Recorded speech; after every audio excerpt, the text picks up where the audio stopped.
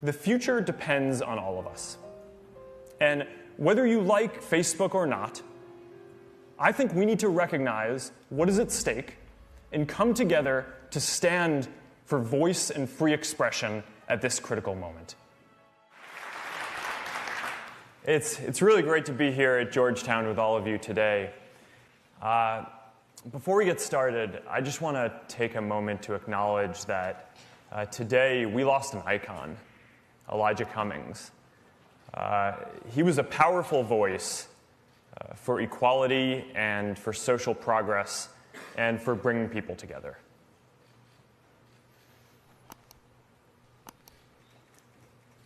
Back when I was in college, our country had just gone to war in Iraq.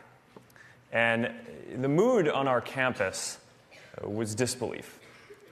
A lot of people felt like we were acting without hearing a lot of important perspectives. And the toll on soldiers and their families and our national psyche was severe, yet most of us felt like we were powerless to do anything about it. And I remember feeling that if more people had a voice to share their experiences, then maybe it could have gone differently. And those early years shaped my belief that giving more people a voice gives power to the powerless and pushes society to get better over time. Now, back then, I was just building an early version of Facebook for my community, but I got a chance to see my values and beliefs play out at a smaller scale. When students got to express who they were and what mattered to them, they started more student groups, they organized more businesses, and they even challenged some established ways of doing things around campus. And it taught me the lesson that while a lot of the world often focuses on the big events and institutions, the bigger story is that most progress in our lives actually comes from individuals having more of a voice.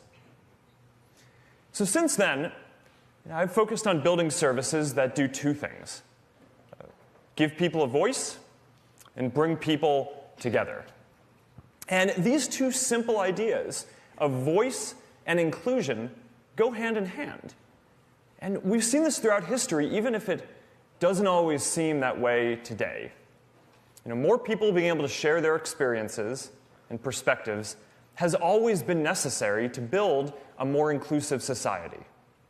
And it is our commitment to each other that we hold each other's right to express ourselves and be heard above our own desire to always get our way in every debate. That's how we make progress together. But this view is increasingly being challenged. Now, some people believe that giving more people a voice is driving division rather than bringing people together. More people across the spectrum believe that achieving the political outcomes that they think matter is more important than every person having a voice and being heard. And I think that that's dangerous. So today, I want to talk about why and some of the important choices around free expression that I think that we face going forward.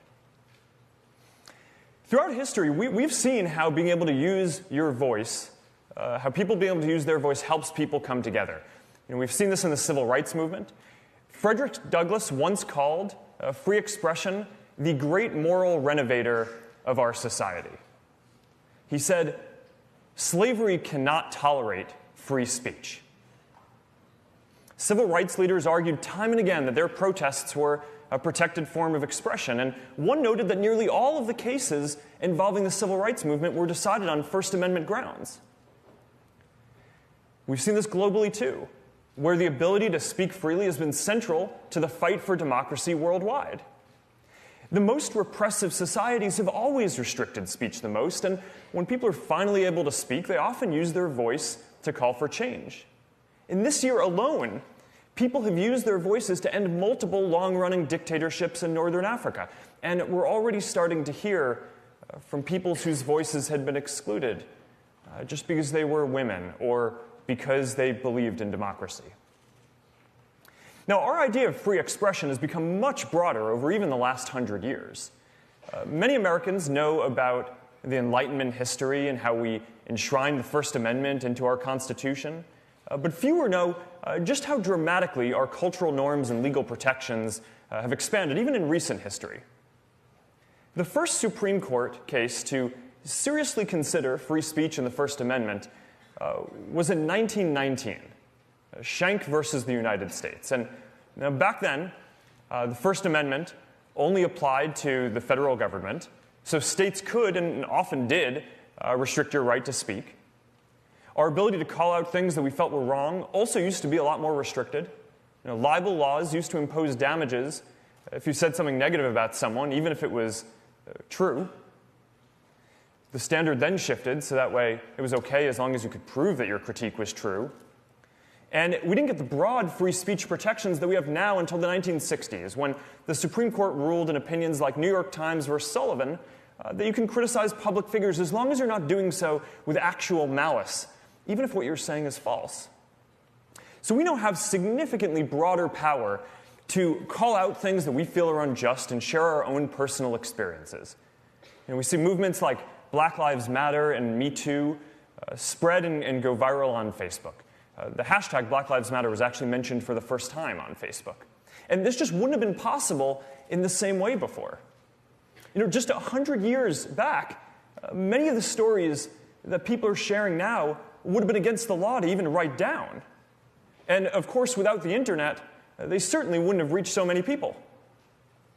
So with Facebook today, more than 2 billion people now have a greater opportunity to express themselves and to help others.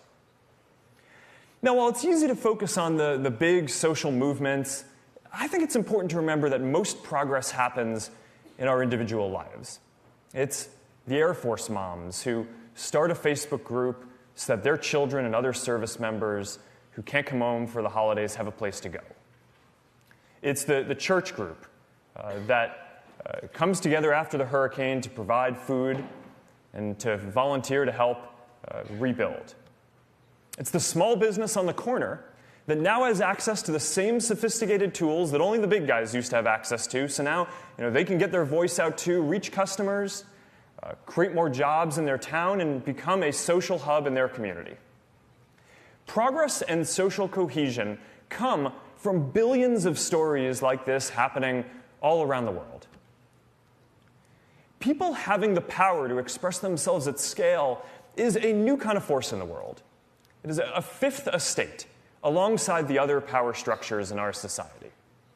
And people no longer have to rely on traditional gatekeepers in politics or media to make their voices heard, and that has important consequences. And I understand the concerns that people have about how tech platforms have centralized power. But I actually believe that the much bigger story is how much these platforms have decentralized power by putting it directly into people's hands. It's part of this amazing expansion of voice that we've experienced through law and culture and now technology as well. So giving people a voice and broader inclusion go hand in hand.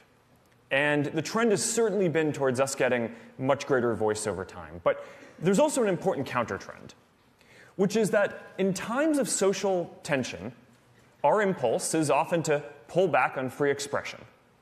Because we want the progress that comes from free expression, but we don't want the tension. We saw this when Martin Luther King Jr. wrote his famous letter from a Birmingham jail where he was unconstitutionally jailed for protesting peacefully. We saw this in the effort to shut down campus protests during the Vietnam War. We saw this way back when America was deeply polarized about its role in World War I, and the Supreme Court ruled at the time that the socialist leader Eugene Debs could be imprisoned for making an anti-war speech. In the end, all of these decisions were wrong. Pulling back on free expression wasn't the answer, and in fact, it often ends up hurting the minority views that we seek to protect.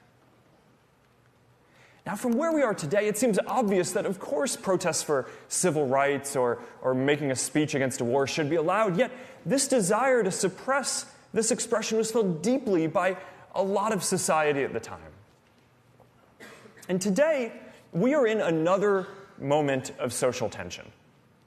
We face real issues that are going to take a long time to work through, massive economic transitions from globalization and technology, fallout that remains from the 2008 financial crisis. Very polarized reactions to social issues and greater migration, not just here, but across the EU and around the world.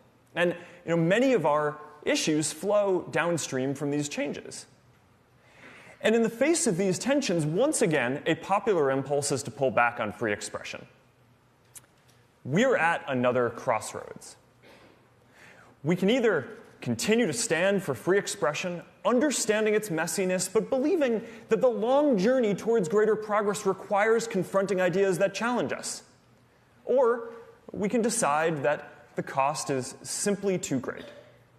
And I'm here today because I believe that we must continue to stand for free expression. Now, at the same time, I know that free expression has never been absolute. Right? There are some people who argue that internet platforms should allow all expression that is protected under the First Amendment, even though the First Amendment explicitly doesn't apply to companies. Now, I'm proud that our values at Facebook are inspired by the American tradition, which is more supportive of free expression than anywhere else in the world. But even American tradition recognizes that some speech infringes on other people's rights. Rules about what you can and can't say often have unintended consequences. When speech restrictions were implemented in the UK in the last century, Parliament noted that they were often applied more heavily to citizens from poorer backgrounds because the way they expressed things didn't match the elite Oxbridge style. And I believe that in everything we do, we need to make sure that we are empowering people and not simply reinforcing existing institutions and power structures. So that brings us back to the crossroads that we find ourselves at today. Are we going to continue fighting to give more people a voice to be heard? Or are we going to pull back from free expression? Now, I see three major threats ahead. The first is legal. And we're increasingly seeing laws and regulations around the world that undermine free expression and people's human rights. And these local laws are each individually troubling, especially when they shut down speech in places where there isn't democracy or freedom of the press. But it's even worse when countries try to impose their speech restrictions on the rest of the world. So this raises the larger question about the future of our global internet. China is building its own internet focused on very different values. And it's now exporting their vision of the internet to other countries. Now, until recently, the internet in almost every country outside of China has been defined by American platforms with strong free expression values. But there's no guarantee that these values will win out. A decade ago, almost all of the major internet platforms were American. Today, 6 of the top 10 are Chinese. And we're beginning to see this in social media too. While our services like WhatsApp are used by protesters and activists everywhere due to strong encryption and privacy protections, on TikTok, the Chinese app growing quickly around the world, mentions of these same protests are censored, even here in the US. Is that the internet that we want?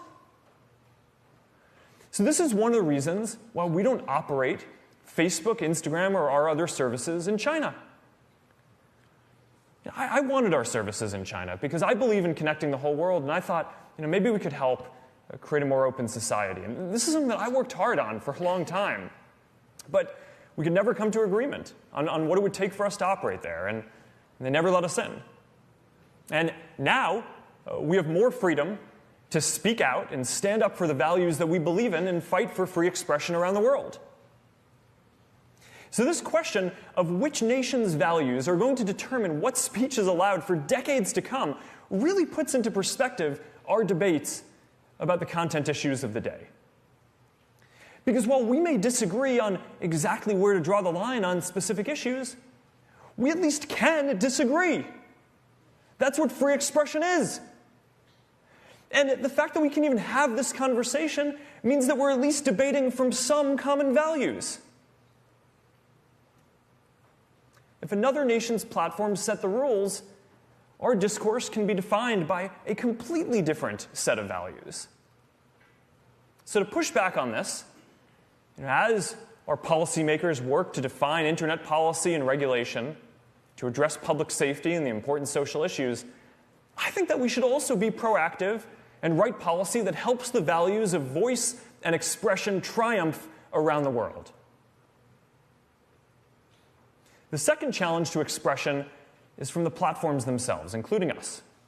Because the reality is that we make a lot of decisions that affect people's ability to speak. Now, I'm committed to the values that we're discussing today, but we won't always get it right. I understand that people are concerned about how much control we have over how people communicate on our services, and I understand people are concerned about bias and making sure that their ideas are treated fairly. And frankly, I don't think that we should be making so many important decisions about speech on our own either. We'd benefit from a more democratic process and clearer rules for the internet and some new institutions. So that's why we're establishing an independent oversight board for people to appeal our content decisions. The board is going to have the power to make final binding decisions about whether content stays up or comes down across our services. And these are going to be decisions that our team and I cannot overturn. And we're going to appoint members to this board who have a diversity of views and backgrounds, but who each hold free expression as a paramount value. Now, building this institution is important to me personally, because I'm not always going to be here. And I want to ensure that these values of voice and free expression are enshrined deeply into how this company is governed. And the third challenge to expression is the hardest, because it actually comes from our culture itself. We are at a moment of particular tension here and around the world, and we are seeing the impulse to restrict speech and enforce new norms on what people can and cannot say.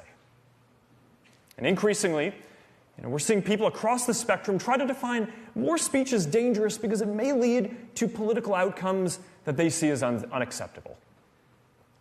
Some hold the view that since the stakes are now so high, they can no longer trust their fellow citizens with the power to communicate and to decide what to believe for themselves. I personally believe that this is more dangerous for democracy over the long term than almost any speech. Democracy depends on the idea that we hold each other's right to express ourselves and be heard above our desire to always get the outcomes that we want. You can't impose tolerance top-down.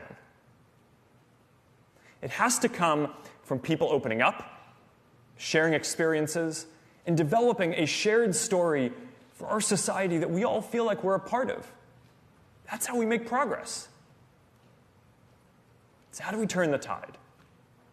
Well, someone once told me that our founding fathers thought that free expression was like air. You don't miss it until it's gone. When people don't feel like they can express themselves, they lose faith in democracy and are more likely to support populist parties that prioritize specific policy outcomes over the health of our democratic and civic norms. I'm a little more optimistic. I don't think we need to lose our freedom of expression to realize how important it is. I think that people get it and understand and appreciate the voice that they have now. And at some fundamental level, I think that most people believe in their fellow people too. And as long as our governments respect people's right to express themselves, as long as our platforms live up to their responsibilities to support expression and prevent harm, and as long as we all commit to being open and making space for more perspectives, then I think we're going to make progress. It's going to take time, but I think that we're going to work through this moment. We overcame deep polarization after World War I and intense political violence in the 1960s. Progress isn't linear. Sometimes we have to take 2 steps forward and 1 step back. But if we can't agree to let each other talk about the issues, then we can't even take the first step. So even when it's hard, this is how we build a shared understanding. So yes, we have big disagreements, maybe more now than at any time in recent history. But part of this is because we're getting our issues out on the table, issues that for a long time weren't talked about enough. More people from more parts of our society now have a voice than ever before, and it's going to take time to hear all these voices and knit them together into a coherent narrative. Sometimes we hope for a singular event to come along and resolve these conflicts, but that's never been how it works. We focus on the major institutions, our government, the large companies, but the bigger story has always been regular people using their voice to take billions of individual steps forward to make all of our lives and our communities better. The future depends on all of us. And whether you like Facebook or not, I think we need to recognize what is at stake and come together to stand for voice and free expression at this critical moment. I believe in giving people a voice because at the end of the day, I believe in people. And as long as enough of us keep fighting for this, I believe that more people's voices will eventually help us work through these issues together and write a new chapter in our history where from all of our individual voices and perspectives, we can bring the world closer together. Thank you.